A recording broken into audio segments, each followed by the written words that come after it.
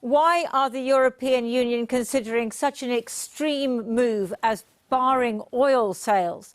Well, it's because nothing that has been done so far, the sanctions have not worked. President Putin is continuing with this war and it is not letting up in any way. You mentioned the Azovstal plant. As we understand it, there are airstrikes and artillery strikes on that all day today, even though there are still, we think that there are civilians inside. I've just heard in the last few minutes of an attack on the railway station in Dnipro. Now, we think that at the moment what the Russians are doing is they're attacking infrastructure, supply lines, particularly the railways, because that is how the supplies of Western weapons are coming into this country. And that's one of the things that they're really worried about. Now, President Putin, what he's not worried about, it seems, are war crimes. There was a report today from the Associated Press saying that in March, when there was an airstrike on the theatre in Mariupol, an airstrike which just about destroyed that theatre, even though people were sheltering inside, as many as 600 civilians may have been there. Now, that's one of the reasons why Ukrainians are so angry and so determined to fight. As I discovered when I went to a military encampment, they are much buoyed up by the fact that they are now getting Western weaponry pretty much every day. The bright green of bud and leaf, the trilling of bird song. But actually, the significance of springtime in Ukraine is camouflage. Companies of Ukrainian soldiers can now camp in woods and forests while preparing for frontline missions. The coming of spring has made a big difference here. For a start, the leaves providing cover. Of course, that can benefit the other side as well. So more than that, it's the American and European weapons. They've been coming for about a month now, and the soldiers I've been talking to say that could be critical. Soldiers of the 80th Airborne Brigade of the Ukrainian Army show off their latest delivery of Javelin anti-tank weapons provided by the Americans.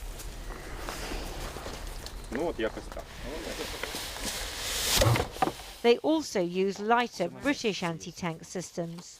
В последнее время, да, оно прибывает насыщенно и поставляет своевременно. Ну, есть чем немножко воевать, а так раньше было немножко слабо. Момент в тому, що чим більше такої зброї, чим менше ризика для людини, тому що то, що у нас є з тих часів, ще скажімо, СССР, це такі засоби, яким треба досить близько наблизитись до противника, щоб його вразити. З такими засобами це все робиться із більш дальніх відстаней, тобто основна ціль, скажімо, це збереження життя людини. Дуже впливає таке озброєння.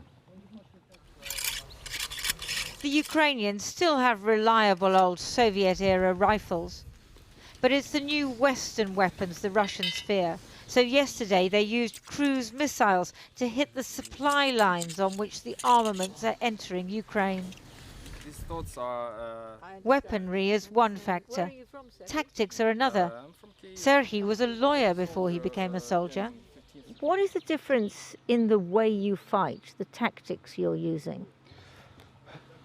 When we fight, we try to save our people, our weapons.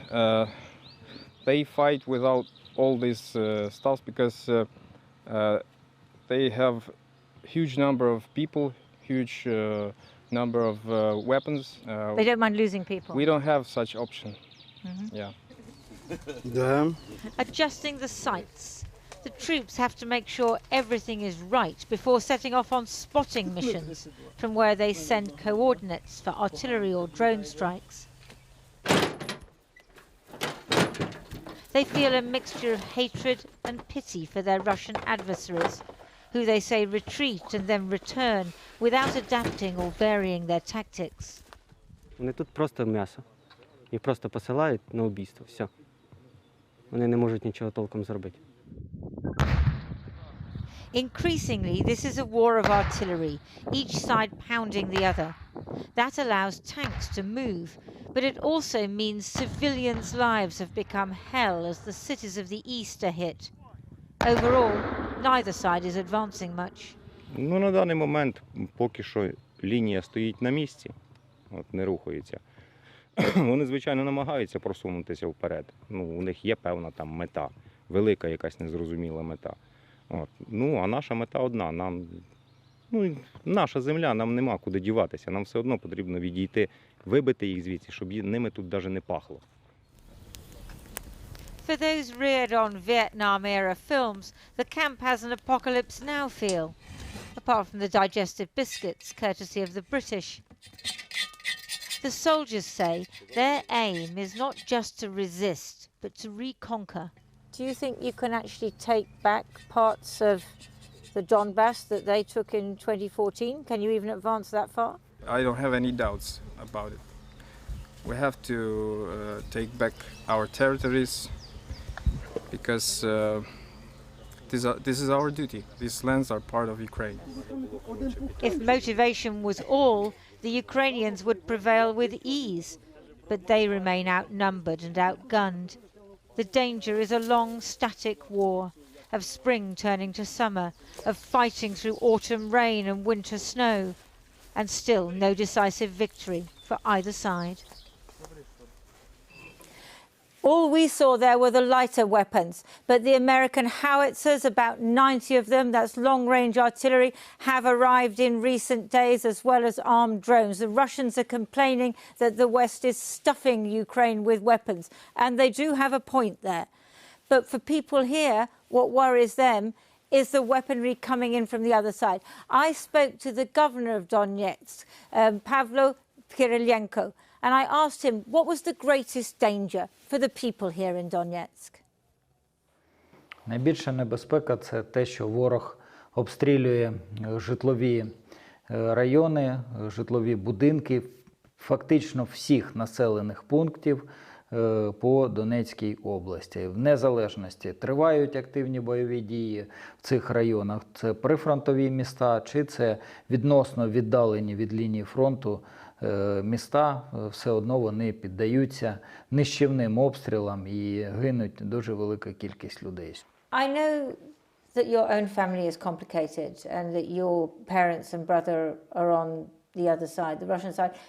Tell me a little bit about that. It must be very difficult. Я не спілкуюся з ними, і там, де на території з будь-ким з людей з анексованої, з окупованої території Донецької області, я не підтримую зв'язки з 2014 року. But that must be quite painful. Для мене держава і ці цінності державні, вони є на першому місці, і кожен робить свій вибір, але тим більше в такі скрутні часи цей вибір не може йти в розріз з державними інтересами. Ті, хто не підтримують і з ким я, як сказав, не підтримую, з тими, відповідно, я і не підтримую зв'язок. Звичайно, це нелегко, але моя концентрація зусиль – це на захисті інтересів держави в першу чергу. There are other families like yours as well who have some people who are supporting Russia. Can this oblast ever come together again? Can these families ever come together again? Я вважаю, що після 24 лютого лояльність у людини зі здоровим глуздом не може бути до Російської Федерації.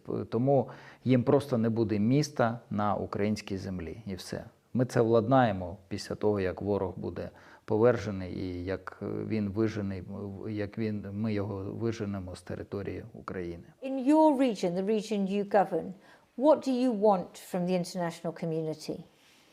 Зброя, зброя, зброя. Да. Літальна зброя – це важка артилерія, ствольна артилерія, бронетехніка. Я володію інформацією, наскільки яка к нам приходить, заходить, але швидше, більше і ефективніше.